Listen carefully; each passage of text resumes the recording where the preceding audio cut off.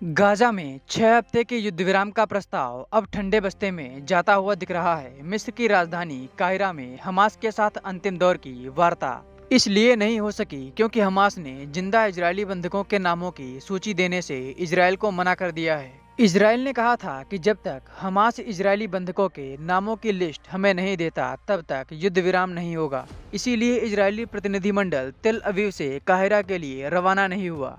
इससे पहले इजराइल 130 बंधकों की रिहाई के बदले गाजा में रमजान के दौरान 6 हफ्ते के लिए युद्ध विराम पर तैयार हो गया था। अमेरिका ने भी प्रस्ताव को उत्साहजनक बताते हुए उम्मीद जताई थी कि गाजा में जल्द ही लड़ाई रुक जाएगी। ताज़ा घटनाक्रम में गाजा में राहत सामग्री लेकर पहुंचे ट्रक पर इजरायल के हमले में 8 लोगों की मारे जाने की सूचना है। यह राहत सामग्री कुवैत की तरफ से भेजी गई थी। संयुक्त राष्ट्र ने इस हमले की निंदा की है और इसे चिंताजनक बताया है।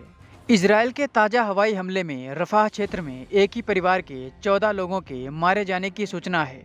इजरायल ने खान यूनिस और गाजा सिटी में बमबारी की है। कार्रवाई में खान यूनिस में हमास के 30 लड़ाके मारे गए हैं। रफाह में हाल ही में 118 लोगों की मौत के मामले में इजरायली सेना की समीक्षा रिपोर्ट आई है। इसमें कहा गया है कि गलतफहमी के चलते की गई फायरिंग में कुछ लोग मारे गए, पर ज्यादातर लोग उसके बाद मची भगदड़ में मारे गए थे।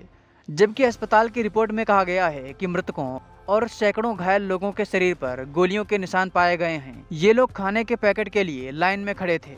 आपको बता दें कि 7 अक्टूबर 2023 को इजरायली शहरों पर हमास के हमले के बाद इजरायल ने गाजा पर हवाई हमले शुरू कर दिए थे।